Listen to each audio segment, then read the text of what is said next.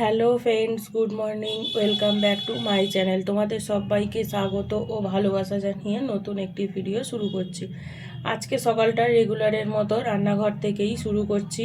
সকালবেলা ভাতের জল গরম হয়ে গেছে, তো ভাত বসিয়ে দিচ্ছি। তো ওইদিকে আমি ভাতের জলের মধ্যে চাল দিয়ে দিচ্ছি, আর ওইদিকে দেখতেই পাচ্ছ একটু গরম জল তুলে নিয়েছি।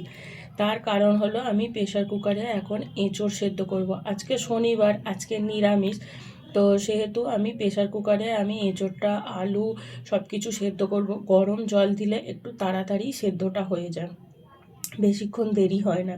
তো ওই জন্যে আমি ওই প্রেশার কুকারের মধ্যে সর্ষের তেল দিয়ে আর প্রেশার কুকার আলু দিয়ে গরম জল দিয়ে দুটো সিটি একেবারে পুরো গলে ঘাঁট হয়ে গেছে। আর এইদিকে প্রেশার কুকারটা নেড়ে যাওয়ার পর আমি বাটি করে বসিয়েছি ফুলকপি সেদ্ধ। ফুলকপিটা অনেক দিন ধরে পড়ে আছে, ফুলকপিটাকে সেদ্ধ করতেই হবে, না হলে না পুরো কচা কচা হয়ে যাবে। তো এখন সময় থাকতে থাকতে না খেলে খুবই অসুবিধে হয়। তো ফুলকপিটাও সেদ্ধ করে নিয়েছি ভাজা করব বলে। তো ফুলকপিটা নেমে গেছে, কড়া বসিয়ে দিয়েছি, দিয়ে এইদিকে আমি ফুলের চচ্চড়ি বসাচ্ছি, আর একদিকে বসাচ্ছি আমি এঁচোড়ের তরকারি। না হলে সকালবেলা অনেকটাই দেরি হয়ে যাবে। ফুলের চচ্চড়ির মধ্যে আলু, বেগুন, শিম সব কিছুই দিয়েছি, কিন্তু কড়াইশুঁটিটা নেই বলে আমি দিতে পারিনি। তো ফুল দিয়ে একটু ভাজা ভাজা করে ভালো করে নাবিয়ে নিয়েছি। এতে তো আর কিছু লাগে না ফুলের চচ্চড়িতে। আর ওইদিকে এঁচোড়ের তরকারিতে নিরামিষ যেহেতু আদা বাটা দিয়ে টমেটো দিয়ে ভালো করে কষিয়ে করেছি। আর এইদিকে আমি কড়াতে, ওই ফুলের কড়াতেই আমি বসে গেছি ফুলকপিটাকে সেদ্ধ ভাজতে। তো ফুলকপিটা ভাজা হয়ে গেছে, ও তো খালি নুন আর হলুদ দিয়ে ভাজা তেলেতে। তো ওটা ভাজা হয়ে গেছে, সমস্ত বাসন কোসনগুলোও মেজে নিয়েছি। বাসন কোসন মেজে নিয়ে সেগুলোকে ছাদেতে শুকনো করতে দিয়ে চলে এসেছি জামা কাপড়গুলো শুকনো করতে। কেননা রোদ্দুরের এখন জানি না কেন তেজ খুবই কম। তো রোদ্দুরের যত তেজ সব তো গ্রীষ্মকালে, শীতকালে কিন্তু রোদ্দুরের তেজ খুবই কম থাকে। বিশেষ করে আমার ঘরেই যেন রোদ্দুরটা খুবই কম থাকে, কেননা আমাদের একতলার ঘর তো, আর পাশে সব দুতলা তিনতলা করে ঘর। ওই জন্য রোদ্দুরটা খুবই কম মানে আসে। যেটুকু আসে একটু বেলার দিকে, ওই সামনেরটুকুই আসে। তো ওই জন্য আর গ্রীষ্মকালে তো রোদ্দুরের তেজ প্রচুর থাকে, সেহেতু অসুবিধে হয় না। যখন খুশি কাচো, যখন খুশি শুকনো করতে দাও, অসুবিধে হয় না। তো ওখানে শুকনো করতে দিয়ে চলে এসেছি ঘরে। ঘর দোরগুলোও গুছোতে হবে। তো কটা জামা কাপড় গুলো গুছিয়ে নিচ্ছি। আর এইখানে আমার মেয়ে আমার সঙ্গে কথা বলছে, তো ওর সঙ্গে সেই কথাই বলছি।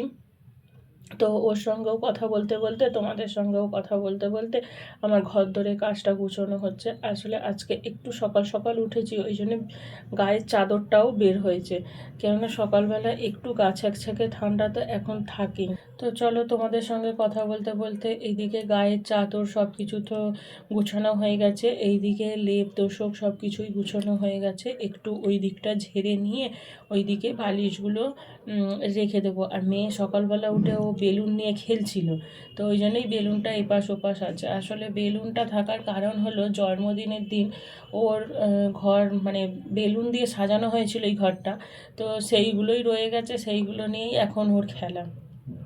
তো ওইটাই ওই নিচতে পড়ে গেছে। তো ওইটা আবার তুলে দিয়েছি, যদিও বা বিছনার ওপরে, না হলে বাচ্চা মানুষ খেলছে সেটা ফেটে যেতে পারে। তো বিছনাটা ভালো করে টান টান করে ঝেড়ে নিয়ে আমি এইখানে চলে এসেছি, মেঝেটাও ঝাড় দিয়ে নিচ্ছি, না হলে তো প্রচুর কিচকিচ করে। আর ওইখানে হটপটটা তো পড়ে রয়েছে, কালকে রুটি হয়েছে, সব খাটের তলায় রাখা হয়েছিল। রাত্রিরে যেহেতু অত মাজি না, খালি এঁটো বাসনগুলোই যা ধুয়ে মেজে নিই। তো সেই রুটিটা হটপটটা পড়েছিল, আর ওর মধ্যে কুল খেয়েছিল, কুলের দানা আর একটু নোংরা পাতিও জমেছিল, সেটা ডাস্টবিনে ফেলে দিয়ে রেখে দিলাম, পরে মেজে নেব। নিয়ে আর ঘরটা ঝাঁট দিয়ে বাইরের ঘরটাও ঝাঁট দিয়ে নিচ্ছি। আর সামনে যেহেতু সিঁড়িটা পড়ে, সিঁড়িটাতেও একটু ময়লাগুলো জমে, তো সামনে যেটুকু সিঁড়ি হাতের সামনে ছিল সেই সিঁড়িটুকুও পরিষ্কার করে নিলাম ঝাঁট দিয়ে। আর এখানে চলে এসেছি ঘরদোর মুছতে। ঘরদোরগুলো প্রত্যেক দিন এত ভালো করে ক্লিন করি, তাও কোথা থেকে ঝুল মানে এত উড়ো ধুলো আসে যে প্রত্যেক দিন আমাকে নেতায় ঝেঁতায় ঢাকতেই হয়। যেহেতু এক ঘর সেহেতু বুঝতেই পারছো ফিনাইলে মানে নেতা বালতির জলটায় আমি একটু ফিনাইলও দিয়ে দিয়েছি, না হলে ঘরে এত মাছি মশা থাকে। তো ওই জন্যে সমস্ত কিছু করে নিয়েছি, নিয়ে বাইরের পৈটেটাও মুছে নিয়ে গ্রিল দিয়ে আর ভিতরের ঘরটাও মুছে নিচ্ছি। নিয়ে এইদিকে তো আমার ঘরটা তো ভালো করে পরিষ্কার করে মোছা হয়েই গেল, সব কিছু সরিয়ে সারিয়ে ভালো করে মুছে নিয়েছি। তো চলো আমার এইদিকে ঘরদোর সব ক্লিন হয়ে গেছে, এইবারে চলো স্নানটা সেরে আসি। আজকে শনিবার, আজকে তাও অনেকটাই দেরি হয়ে গেল স্নান সারতে সারতে। আর এখানে আমার স্নান তো সারা হয়ে গেছে, ঘরদোরও ভালো করে পরিষ্কার পরিচ্ছন্ন করে গুছানো হয়ে গেছে, ঠাকুরকে জল দেওয়াও হয়ে গেছে। তো সমস্ত কাজ করে একটু আমি ঘরে ধুনো জ্বালিয়েছি। তো একটু এই ছোবড়া দিয়ে ধুনো জ্বালিয়েছি, এতে কি হয় ঘরে পজিটিভগুলো সব বেরিয়েও যায়। আর হাওয়া বাতাস ভালো মতো খেললে ঘরে ঘরে পজিটিভ এনার্জিও আসে আর মনটা অনেকটাই ফ্রেশ হয়ে যায়। তো সকালবেলা আর সন্ধেবেলা আমি চেষ্টা করি একটু করে ধুনো দেওয়া, একটুখানি করে ছোবড়া দিয়ে তার মধ্যে ধুনো দিয়ে ভালো করে সারা ঘর ধরে ঘুরিয়ে নিলে না অনেকটাই মনটা ভালো হয়ে থাকে। তো চলো, এখানে তো আমার সমস্ত কিছু হয়ে গেছে, তারপর বিকেলবেলা তোমাদের সঙ্গে দেখা হচ্ছে। গুড ইভিনিং বন্ধুরা, এখন সন্ধেবেলা, এখন সন্ধে বাজে 6:30, সন্ধে দেওয়া হয়ে গেছে।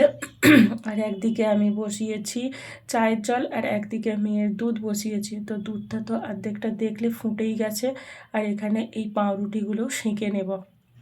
চায়ের জলও ফুটে গেছে, তো চাটা নামিয়ে নেব। আমার চিনি ছাড়া চা, মায়ের তো চিনি দেওয়া চা।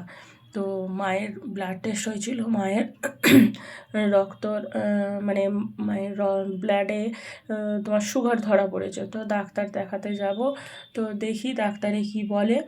যদি বলে একেবারে চিনি বাদ দিয়ে, তাহলে চিনি বাদ দিয়েই মা খাবে। আর যদি বলে যে চিনি অল্প একটু খাওয়া যাবে, তাহলে অল্প একটু খাওয়া যাবে। আসলে মা চায়েতে না প্রচুর পরিমাণে চিনি খায়, মানে আমাদের কাছে যেটা গুড়গুলো মিষ্টি, সেটা মায়ের কাছে অল্প মিষ্টি। ও মা চায়েতে একটু বেশি মিষ্টি খেতে চায়, চায়ের কালারটা দেখো যেমন করা সেরকম মিষ্টি। আর আমার তো চিনি ছাড়া চা, হালকা চা খাই। আর এখানে সমস্ত কিছু পাউরুটিও সেঁকে নিয়েছি, নিয়ে এখানে আমার চা, মায়ের চা সব কিছুই নিয়ে নিচ্ছি। পাউরুটিও এই একই থালাতে নিয়ে নেব, নিয়ে আর মেয়ের দুধটাও এখানে ঢেলে নেব। ওর অনেকক্ষণ দুধ জাল দেওয়া হয়ে গেছে, অর্ধেকটা ঠান্ডাও হয়ে গেছে। এবার একটু গরম থাকতে থাকতে না হলে ওর খেতে অনেকটাই দেরি হয়। তো সেই ক্ষেত্রে ওর যেটুকু গরম আছে ওর খেতে খেতে ঠান্ডা হয়ে যাবে।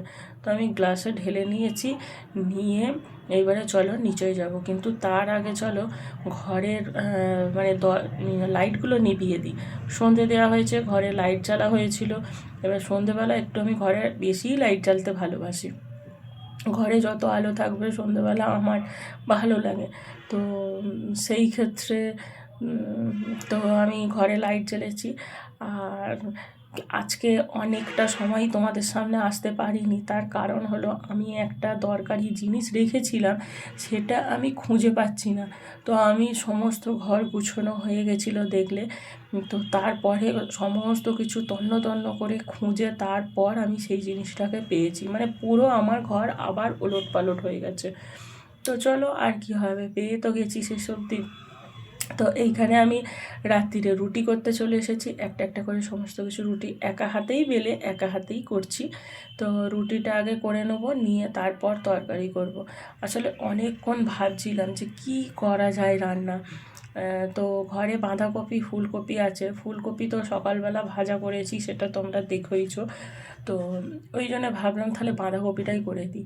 আর সোয়াবিনও আছে, তো সোয়াবিন করলেও হতো, কিন্তু সোয়াবিনটা ভালো লাগলো না। তো ওই জন্য আমি বাঁধাকপির তরকারি আর রুটি ভালোই হবে। আর একটু সামনে এই যে দোকান থেকে একটু মিষ্টি নিয়ে চলে এলেই হয়ে যাবে। একেবারে শনিবারে খাবার, নিরামিষই খাবার, নিরামিষের দিনে পুরো জমজমাট হয়ে যাবে। তো চলো, এখানে তো আমি রুটি একটা একটা করে সমস্ত কিছুটা সেঁকেই নিচ্ছি। আর প্রত্যেকটা রুটি কিন্তু সুন্দর করে ফুলছে, বলো। রুটিগুলো এরকম ফুললে কিন্তু খুব ভালো লাগে, দেখতেও ভালো লাগে আর রুটি করতেও মন যায়। আর রুটিগুলো না ফুললে কিন্তু রুটিগুলো করতে সেরকম মন যায় না। আর এখানে আলুগুলোকে আমি একটা একটা করেই দিচ্ছিলাম, কিন্তু আলুর যেহেতু খোসা আছে আলুগুলো এত ফোট করে তেলগুলো যেন আমার দিকেই ছিটকে চলে আসছে, যা আমি খোলা সুত দিয়েছি সেটা যেন আমার দোষ। তেলগুলো এটাই বোঝাতে চাইছে। তো আলুগুলো আমি চাপা দিয়ে দিলাম, নুন হলুদ দিয়ে ভালো করে ভাজতে দিয়ে, দেখতেই পাচ্ছ পুরো লাল লাল হয়ে গেছে। তো এর মধ্যে আমি আরও একটু নুন অ্যাড করলাম, যেহেতু এখন মশলাটা কষাবো। এখানে হলুদ গুঁড়ো দিলাম, আর লঙ্কা গুঁড়ো আমি দিইনি, যেহেতু নিরামিষ না সেহেতু ঝাল হয়ে যাবে। আর ঘরে একটা মশলা আমি করেই রাখি, তো সেই মশলাটাও দিয়ে দিলাম। ওটা আমি বিশেষত নিরামিষের দিনেই দিয়ে থাকি, নিরামিষ তরকারিতে না খেতে খুবই ভালো লাগে। তো এখানে ভালো করে মশলাটাকে কষিয়ে নিয়ে আমি এখানে বাঁধাকপিটাকেও দিয়ে দিয়েছি, দিয়ে ভালো করে ভাজা ভাজা করে আর চাপা দিয়ে দিয়েছি। তো দেখতেই পাচ্ছ আলুটা পুরো ঘেঁটে গেছে। তো এরপর আমি গরম মশলা আর ঘি দিয়ে দিয়েছি। নিরামিষের দিনে তো ঘি ভালোই লাগে, নিরামিষ তরকারির ওপরে ঘি গরম মশলা দিলে আরও তার টেস্টটা আরও অনেক গুণ বেড়ে যায়, মাছ মাংসর থেকেও বেশি। তাই না? ঠিক কথা বললাম না? তাহলে চলো, তাহলে আজকে ভিডিওটা এখানেই শেষ করছি। দেখা হবে অন্য একটি ভিডিওতে। ততক্ষণ অবধি সবাই ভালো থাকবে, সুস্থ থাকবে, সাবধানে থাকবে। দেখা হবে অন্য একটি ভিডিওর সঙ্গে। তো চলো, এখন 10:30 বেজেই গেছে, সবাইকে খেতে দিয়ে দিই। তো আর তোমরা এভাবেই যেমন আমার পাশে থাকছো, সেরকম এভাবেই আমার পাশে থেকো, আমাকে ভালোবেসো, আর তোমাদের মাঝেই আমাকে দেখো। তো চলো, তাহলে ভিডিওটা এখানেই শেষ করছি। তাহলে কালকে কিন্তু আবার নতুন গল্প, আড্ডা, মজা সব কিছু নিয়েই আবার একটা ভিডিও স্টার্ট করব। আজকের মতো টাটা, গুড নাইট, শুভরাত্রি, লাভ ইউ।